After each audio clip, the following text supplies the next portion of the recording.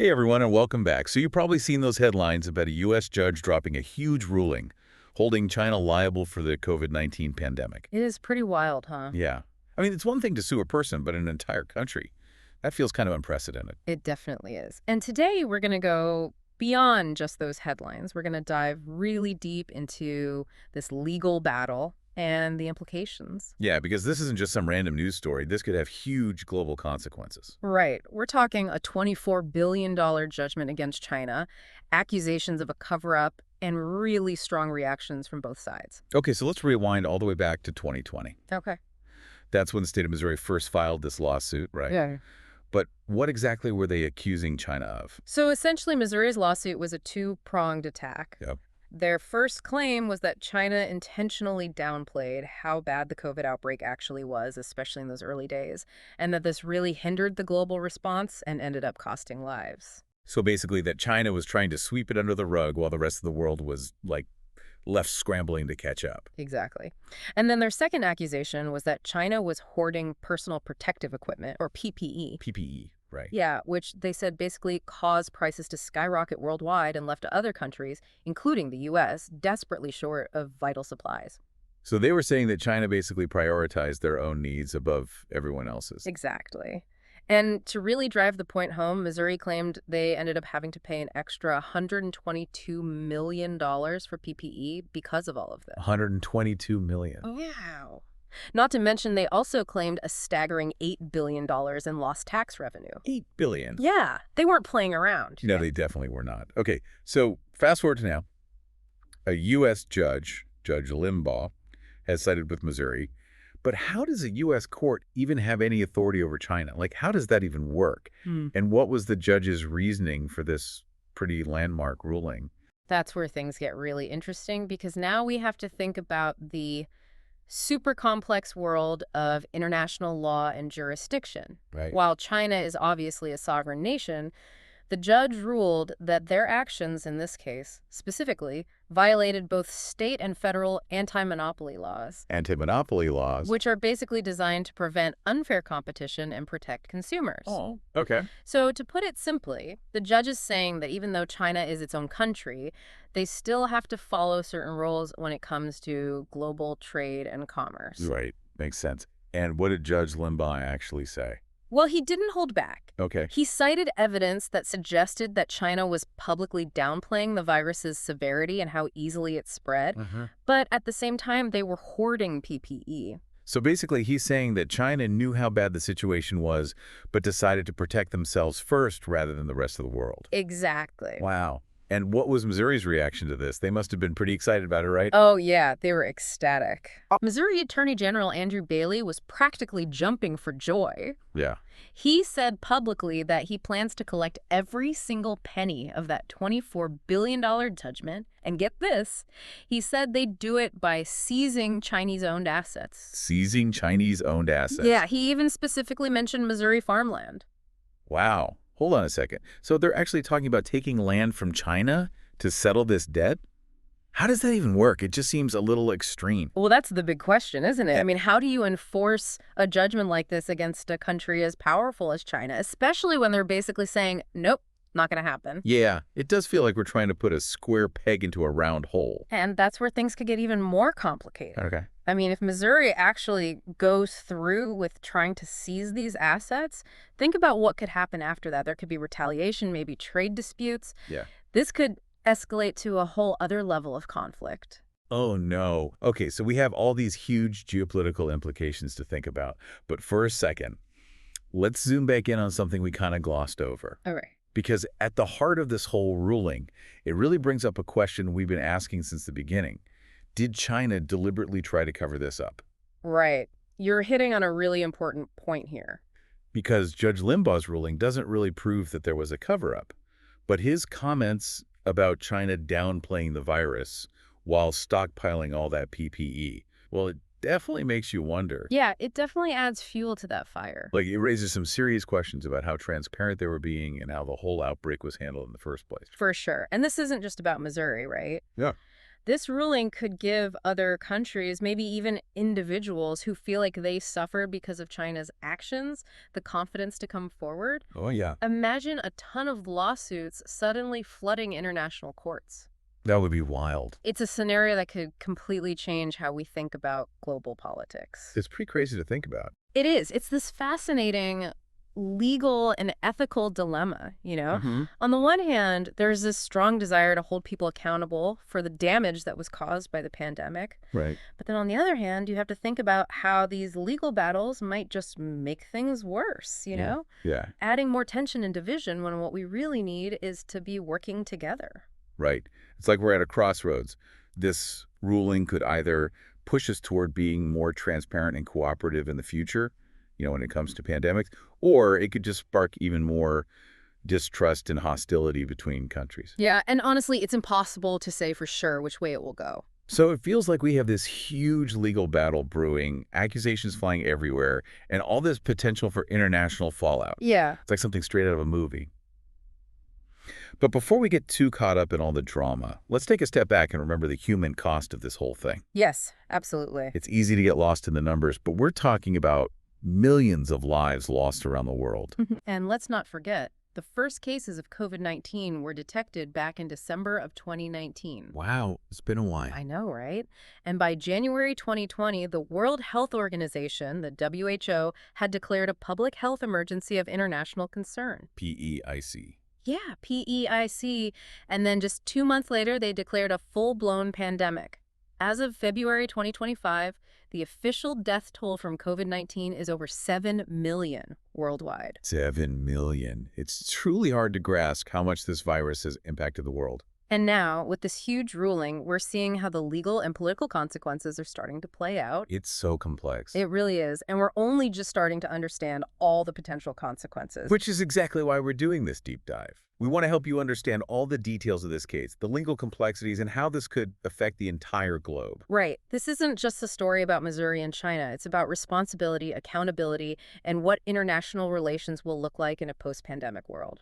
So stay tuned, because in the next part of this deep dive, we'll explore what this ruling actually means in the long run, how hard it will be to enforce this judgment, and what it could mean for the relationship between the U.S. and China. You know, this whole case really highlights how messy international law can be. Yeah. Can a U.S. court actually force a foreign government, especially one like China, to pay up? Right. It's kind of uncharted territory.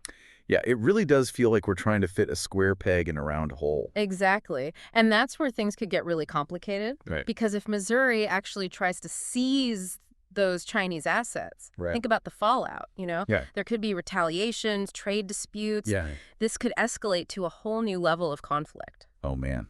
Okay, so we have all these huge geopolitical implications swirling around, but let's zoom back in for a second to something we kind of skipped over. Okay. Because at its core, this ruling brings up a question that's been lingering since the pandemic began. Mm-hmm.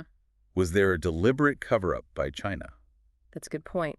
I mean, Judge Limbaugh's ruling doesn't outright say there was a cover-up, but his comments about China downplaying the virus while hoarding all that PPE, Yeah, well, it definitely lends some weight to that theory. definitely. It raises some serious questions about their transparency and how they handle the outbreak in those initial stages. It does. And remember, this isn't just about Missouri. Right. This ruling could actually embolden other countries, maybe even individuals, who believe they were harmed because of China's actions. Oh, yeah. Imagine a flood of lawsuits hitting international courts. Oh, wow. Yeah. They could totally reshape global politics as we know it. It's a really interesting legal and ethical dilemma. It is. On one hand, there's the desire to hold whoever is responsible accountable for all the devastation caused by the pandemic. Right. But on the other hand, you have to think about how these legal battles could make tensions even worse Yeah. and make it even harder for countries to work together. Right. It's like we're at a crossroads. This ruling could either lead to more transparency and cooperation when it comes to future pandemics, or it could lead to a whole new era of distrust and hostility between nations. Yeah. It's really hard to predict which way it'll go. You know, it's fascinating because this isn't just about legal precedents. Right. We're talking about global health governance, international relations, and the future of how we deal with pandemics. Okay, so we know that enforcing this judgment is going to be tough. Yeah. But for a second, let's play devil's advocate. Okay.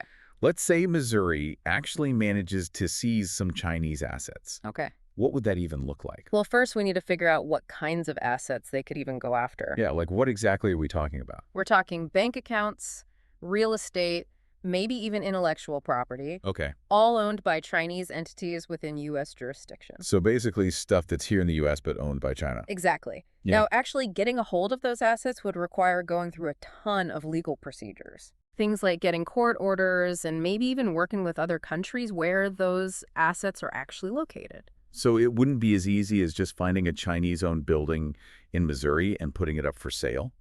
Not quite. And remember, China's not just going to stand there and do nothing. Oh, right. They could retaliate How? by going after U.S. assets in China, maybe freezing bank accounts, or even imposing trade sanctions. So it would be like a tit-for-tat economic war. It could easily turn into that, yeah. Wow, that's scary. And even if Missouri somehow manages to grab all those assets, would it even be enough to make a dent in that $24 billion judgment?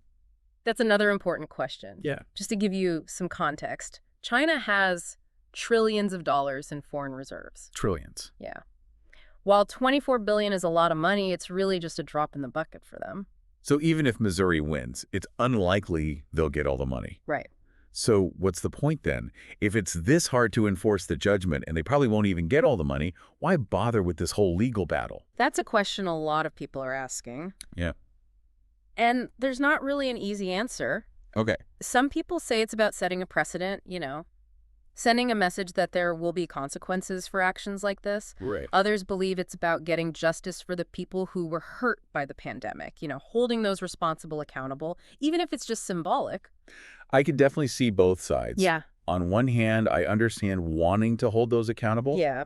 But on the other hand, I worry that this could all backfire and create even more conflict and division at a time when we really need to be working together. Yeah, that's the real challenge. This whole case has really exposed how limited our current systems of international law and global governance are. And it's forced us to confront some uncomfortable truths about how we deal with nations who aren't playing by the rules, especially when it comes to something like a pandemic that can spread so quickly. So we're left with more questions than answers. It seems like it's Is this a step toward more accountability, or is it just going to cause more conflict? Will it lead to actual change in how we handle pandemics in the future, or will it just make the divisions between nations even worse? Those are the big questions. They are. And while we don't have all the answers, the best thing we can do is try to understand all the different sides of this case, the legal and political challenges, and how this could affect the entire world. It's important to stay informed. So, as we head into the last part of this deep dive, Okay. we're going to shift gears a little bit from the legal stuff to the bigger picture. The bigger picture. Yeah. We'll look at what this ruling means for global health, what other solutions might work better to prevent future pandemics, and what it all means for you. Stay tuned. It feels like this case has just opened up a whole can of worms, It really has. with questions we're still trying to figure out, years after the pandemic even started. Yeah. And it goes way beyond just China, Yeah. It makes you think about how we handle these kinds of outbreaks in the future as a global community. Absolutely. This case has some really big implications for how we govern global health. Okay. If this ruling actually sets a precedent, Right. it could completely change international health law. How so? Well, imagine countries being held financially responsible for not acting quickly enough during a health crisis, or maybe not being transparent about information. So are you saying that this could actually encourage countries to be more open and cooperative because they know they could face some serious consequences if they try to hide things? It's definitely possible, yeah. Okay. The threat of legal action could be a huge motivator for transparency and collaboration. Right. But then again, it could also backfire and lead to even more finger-pointing and blame-shifting, which could prevent countries from working together when we need it the most. That would be bad. It would. It's a tough situation, and it's hard to say how it will all shake out. Yeah. It feels like we're walking a tightrope. We are, but no matter what happens, this case is definitely a wake-up call. In what way? It's forcing us to look at some hard truths about how prepared we are for future pandemics and whether the systems we have in place are actually strong enough to hold nations accountable for their actions or inactions, It's a big question. It is. It reminds us that a pandemic is so much bigger than just a health crisis. Yeah. The economic, political, and social aftershocks can last for years, even decades. Absolutely. I mean, we're still dealing with the effects of COVID-19. Right. And this lawsuit is just one piece of this huge, complicated puzzle. Okay, so we've talked about the legal battle, what could happen, and how hard it is to hold countries accountable for stuff like this. We have. But let's bring this back to our listeners. Okay. What does all of this actually mean for them?